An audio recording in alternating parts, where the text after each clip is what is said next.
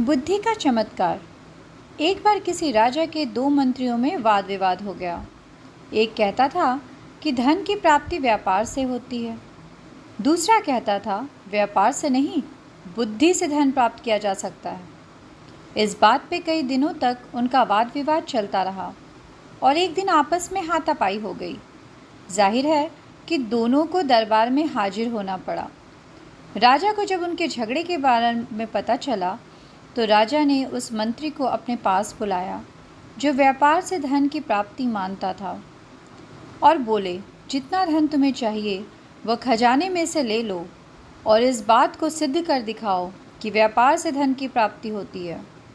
इसके बाद दूसरे की बारी आई। राजा ने पूछा, तुम्हें विश्वास है कि बुद्धि से धन की प्राप्ति की जा सकती है? मंत्री ने उत्तर दिया, महाराज, बुद्धि के द्वारा संसार की हर वस्तु को प्राप्त किया जा सकता है, उसके लिए व्यापार ही ज़रूरी नहीं है। राजा बोला, ठीक है, और उसे कुछ ना देकर बिना वेतन अपने अस्तबल में घोड़े की देखभाल का काम सौंप दिया। दोनों मंत्रियों को आदेश हुआ कि 6 महीने के अंदर अपनी बात प्रत्यक्ष कर दिखाए, वरना दोनों को कड़ी से कड़ी सजा दी जाएगी। जिस मंत्री को खजाने से बहुत सारा धन मिला था, उसने सारे शहर दुकानें खोल दी और अधिक से अधिक पैसा बनाने के चक्कर में दिन रात परेशान रहने लगा। जबकि दूसरा अस्तबल में बैठकर सोचने लगा कि किस तरह पैसा बनाया जाए। तभी उसे एक तरकीब सूझी। उसने घोड़ों की लीद को सूंघना शुरू कर दिया। राजा के अस्तबल में 700 घोड़े थे और हर घोड़े पर एक सवार नियुक्त किया गया था। मंत्री को घोड़े की लीद सूंघते देख अस्तबल के कर्मचारियों में खलबली मच गई। मन ही मन डर गए, ना जाने मंत्री क्यों घोड़े की लीद सूंघ रहे हैं। एक दिन अस्तबल के मुखिया ने पूछा, महाराज, आप घोड़े की लीद क्यों सूंघते हैं? मंत्री गंभीर हो गया और बोला, इस बात का पता लगाना चाहता हूँ कि घोड़े कमज़ोर क्यों होते जा रहे हैं। अब मालूम हुआ कि तुम लोग कितने नमक हराम हो। घोड़ों की हिस्से का दाना खुद खा जाते हो और उन्हें केवल घास ही मिल पाती है। ये बात राजा को बतानी पड़ेगी। यह सुनकर मुखिया की जान संकट में पड़ गई। सोचा, मंत्री ने यह बात राजा को बता दी तो सबको नौकरी से निकाल दिया जाएगा, साथ ही कठोर दंड भी मिलेगा। उसने सभी सवारों से पैसे इकट्ठे किए और एक खासी रकम मंत्री के हाथ देते हुए प्रार्थना की कि वह इस बात की चर्चा महाराज से ना करे।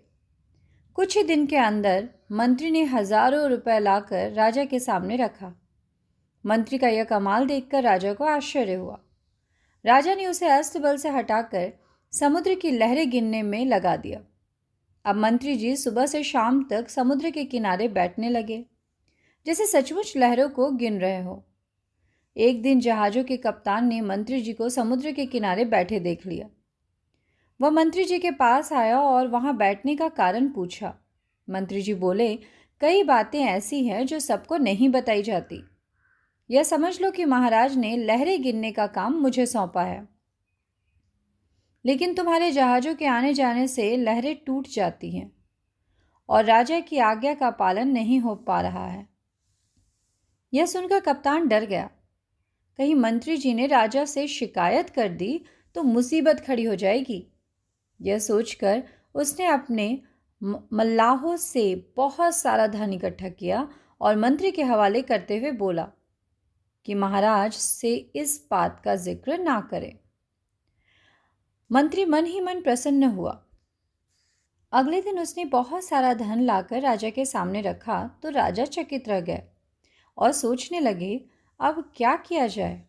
उसे कहीं ऐसी जगह फिट करना चाहिए जहां थोड़ा भी आमदनी ना हो। राजा ने उसे समुद्र तट से हटाकर रात में तारे गिनने का काम दे दिया। अब तो रोज ही मंत्री महोदय शाम के वक्त घर से निकल पड़ते और रात भर आसमान में आंखें गड़ाकर बस्ती में घूमने लगे। अचानक एक रात मंत्री जी उस बस्ती में पहुंचे जहां नगर के धनी व्यक्ति ऊंची हवेलियां बनाकर रहते थे। लोगों ने देखा आसमान में आंखें उठाए मंत्री जी गली कूचों में घूम रहे हैं। लोगों ने पूछा, महाराज, इस आधी रात में आप आसमान की तरफ क्यों ताक रहे हैं? मंत्री जी की आंखों में आंसू भर आए। वो बोले, आसमान में उठी हुई इन हवेलियों को देख रहा हूँ। इतना कहकर वो फूट फूट कर रोने लगे। लोगों ने कहा, इसमें रोने की क्या बात है? मंत्री जी ने उत्तर दिया, रोना इसलिए आ रहा है कि इतनी सुंदर हवेलियों को बहुत जल्दी गिरा दिया जाएगा। फिर लोगों ने पूछा, ऐसा किस लिए?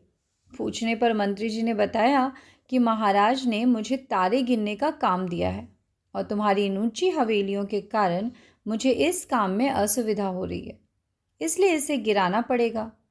तभी राजा की आज्ञा का पालन किया जा सकता है। नहीं नहीं, ऐसा नहीं हो सकता। बस्ती के लोग मंत्री जी के आगे हाथ जोड़कर बोले, आप महाराज को समझाएं कि ऐसा नहीं होगा। बिना इन्हें गिराए भी तारों को गिना जा सकता है। हवेलियां गिरा दी गई तो हम लोग उजड़ जाएंगे। आप जितना पैसा चाहते हो वह हमसे ले लें, लेकिन इन हवेलियों को बचा लीजिए। अच्छा, कोशिश करूँगा। इस बार मंत्री जी ने बहुत बड़ी रकम बस्ती के लोगों से निकाल ली और उसे लाकर राजा के सामने पटक दिया। मंत्री की इस विलक्षण बुद्धि पर राजा की आंखें खुल गई। उसे विश्वास हो गया कि मंत्री ने सच कहा है। बुद्धि के द्वारा संसार की हर वस्तु को प्राप्त किया जा सकता है।